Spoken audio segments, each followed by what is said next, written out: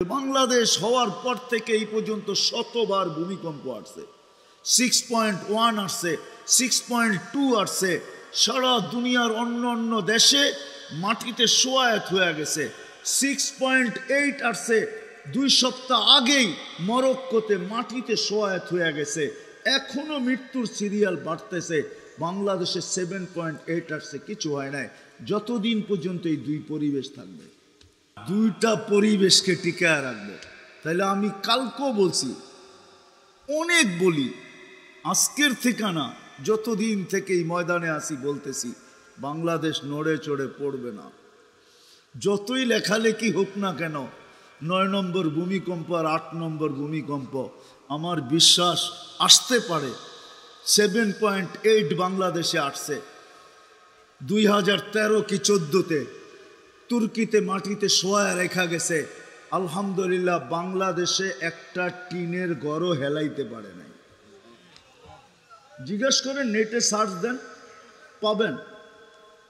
13 কি 14 তারিখে 31st নাইটের পরের দিন বাংলাদেশে 7.8 ভূমিকম্প আসছে। আর 2 হইলেই 8 হয়ে যেত। আমি বিশ্বাস করি 9-10ও আসতে পারে বাংলাদেশে, কিন্তু আমার এটাও বিশ্বাস আছে কোনো বিপর্যয় ঘটবে না। চান আপনারা বিপর্যয় ঘটুক? যতদিন দুইটা পরিবেশ থাকবে। কয়টা? দুটা। কয়টা পরিবেশ?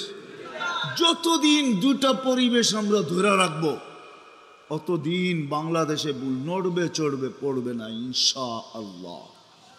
এটা আমি মনের ভিতর থেকে বলতেছি, কোনো মুখ দিয়া না। আমার মন বলে, অতীতের দিকে তাকায়া, যে বাংলাদেশ হওয়ার পর থেকে এই পর্যন্ত শতবার ভূমিকম্প আসছে। 6.1 আসছে, 6.2 আসছে। সারা দুনিয়ার অন্য অন্য দেশে মাটিতে সোয়ায়েত হয়ে গেছে।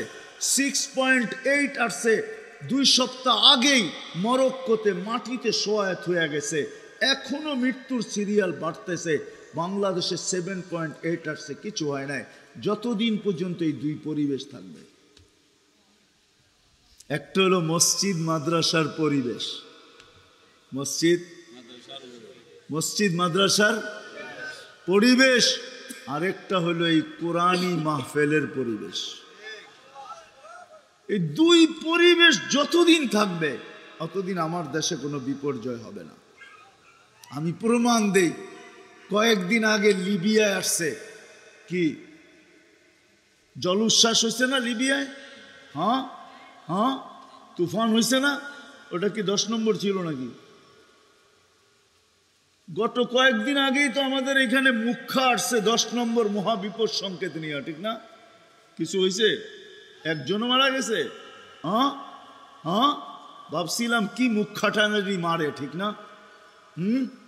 কিন্তু কিচ্ছু হয় নাই। এর আগে কি আসছে? বুলবুল। কিছু হয়েছে? ওটাও 10 নম্বর মহাবিপদ সংকেত ছিল। কিচ্ছু হয় নাই, হবে না, ইনশাআল্লাহ হবে না।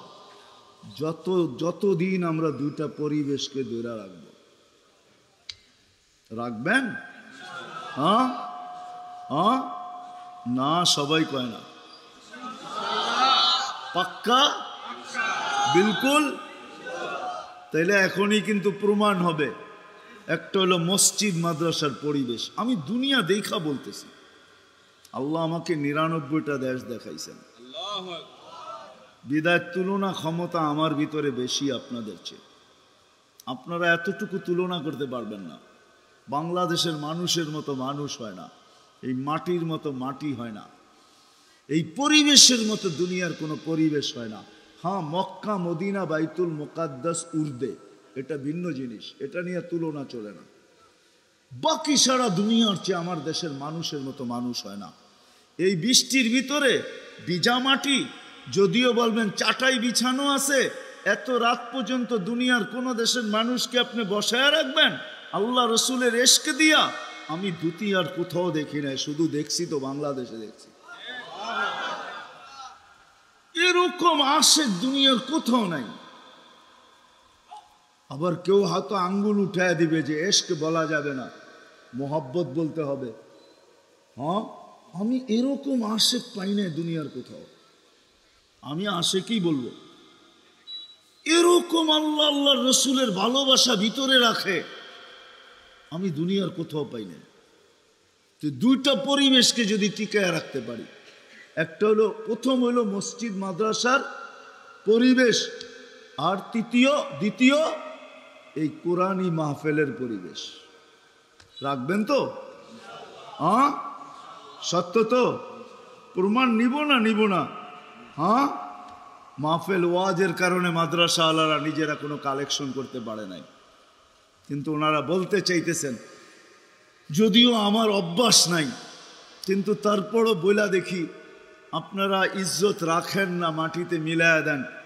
কেননা যার দায়িত্ব ছিল উনি সময় মতো বৃষ্টির কারণে করতে পারে নাই। মাদ্রাসার কিছু সিমেন্টের দরকার, তাইলে দোতলার এই কাজটা পরিপূর্ণ হইতে পারে। আর কিছু চাউলের দরকার, তাইলে পুরা বছর মাদ্রাসা নিয়ে যেতে পারে। আমি দুইকেই দেখতেছিলাম যে মাদ্রাসার জায়গা তো সুন্দর, কিন্তু এখনও টিনের ঘর কেন? এদিকেও টিনের ঘর, এদিকেও টিনের ঘর, এখন পর্যন্ত বিল্ডিং হয় নাই কেন? শুনে আসছি 60-70 বছর আগের মাদ্রাসা। আজকার মোল্লারও শুধু পাগল হয় নাই, নইলে গ্রামগঞ্জে 7,000-8,000 টাকার ইমামতি নিয়ে পড়া আছে, ঠিক না? অথচ অটো চালাইলে 20,000-30,000 কামান যায়। 7,000-8,000 নিয়ে পড়া আছে, 10-12,000 টাকা নিয়ে মাদ্রাসায় পড়া আছে। আমার বিশ্বাস এই মাদ্রাসার ওস্তাদের বেতন 15,000-এর উপরে হবে না, ঠিক না? আছে উপরে, থাকলে একজনের থাকতে পারে, ঠিক না? মোহতামিম সাহেবের, এছাড়া মনে হয় নাই কারো। হ্যাঁ, হইলেও 2-1 জনের হইতে পারে। অথচ অটো চালাইলে 30,000 কামানো যায়, 20-25,000 কামানো যায়, ঠিক না? মাথা কি নষ্ট এটার ভিতরে পড়ে আছে এখনো?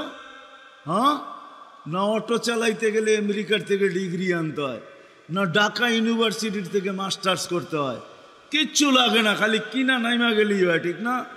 2-4 দিন ধাক্কা সাক্কা লাগবে, তারপরে আর ঠিক হয়ে যাবে, ঠিক না? হ্যাঁ, তারপরে প্লেনের মতো চালাবে আর পয়সা কামাবে, ঠিক না? কেন পড়ে রয়েছে? জান্নাত এখানে ঢুকে গেছে, এই জন্য জান্নাত ভিতরে ঢুকে গেছে। আজকে তো 30,000 পাবো, কালকে কি মুখ দেখাবো? এই জন্য পড়ে আছে, নাইলে পড়া থাকতো না।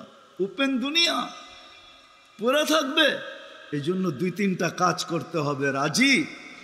হ্যাঁ, প্রথম তো তওবা করতে হবে, রাজি? মনের থেকে, কিন্তু জানলা আমি মনের থেকে তওবা করলাম। হ্যাঁ, অতীত থেকে তওবা নামান, কেন আল্লাহ কিন্তু এখন প্রথম আকাশে, ভালো মতে দেখলে দেখা যাবে। বিশ্বাস হয় না? হ্যাঁ, বিশ্বাস হয় না? রাতের 3 ভাগের 1 ভাগ অতিবাহিত হয়ে 11:30 বাজতে চলছে। হাদিসে বুখারী শরীফে আছে, সারাদিন হাত প্রসারিত করে অপেক্ষা করতে থাকে কে হাতে হাত দিয়া তওবা করবে। রাতের 3 ভাগের 1 ভাগ পর্যন্ত অপেক্ষা করতে থাকে। তারপরে বন্ধুর উম্মতের দিকে তাকায়া, আমি বলি আমার তাকাইয়ুল এটা, আমার ধারণা এটা, যে বন্ধুর উম্মতের দিকে তাকায়া 1/3 পর্যন্ত তো অপেক্ষা করতে থাকেন। তারপরে মনে হয় আর অপেক্ষা করতে চান না, যে আর কতক্ষণ অপেক্ষায় বসা থাকবো। সেই সুবে সাদেক থেকে এই পর্যন্ত অপেক্ষা করতেছি, কেউ হাত দেখ আর তওবা করুক। বন্ধুর উম্মত তখন নিচে নাইমা ডাকতে শুরু করেন, হালমি মুস্তাগফির ফাগফির আলা। এখন ডাকতেছেন, যদি মনের থেকে তওবা করে থাকি